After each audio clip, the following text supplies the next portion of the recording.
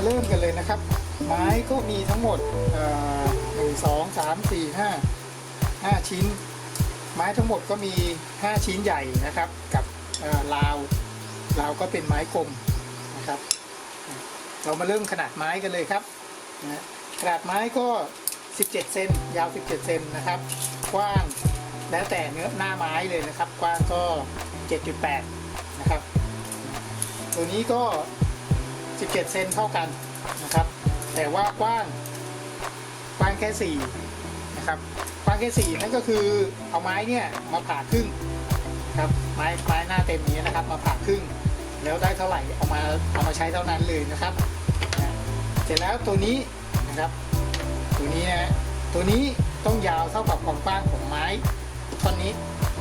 นะครับนั่นก็คือ 7.5 เซนนะครับความหนาเนี่ยเท่ากับอย่างนี้นะครับวางไม้ตัวนี้นะครับแล้วก็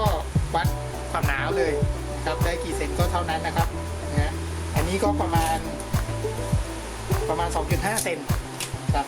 จากนั้นเรามาเริ่มกันเลยครับเริ่มก็วางไม้พยายามเลือกหน้าที่สวยๆหน่อยนะครับ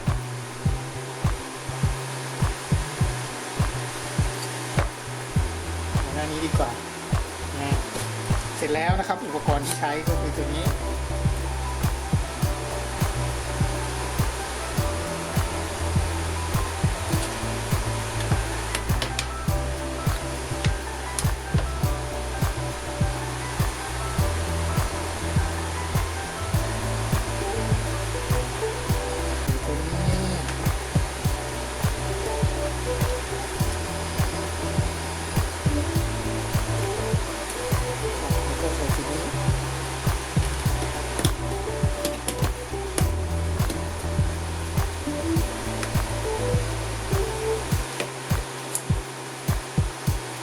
นะครับใช้กาวร้อนนะหยอดไปเลย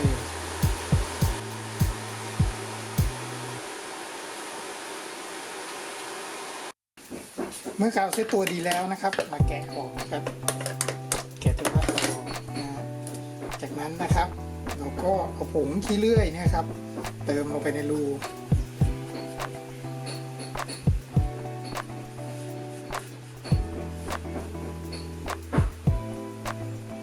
พยายามเติมอัดเข้าไปให้แน่นๆเลยนะครับ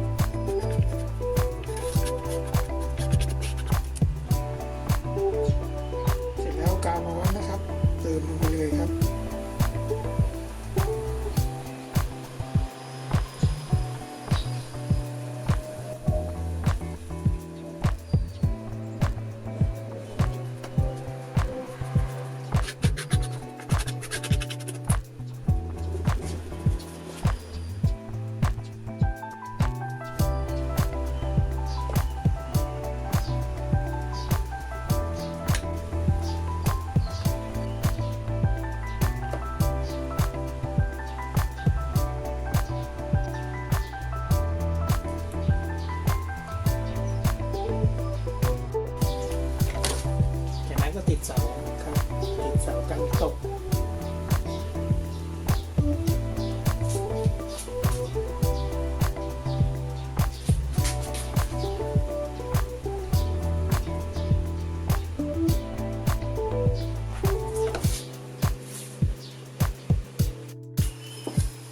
จากนั้นนะครับอุดรอยห่างตรงนี้ด้วยขี้เลื่อยนะครับ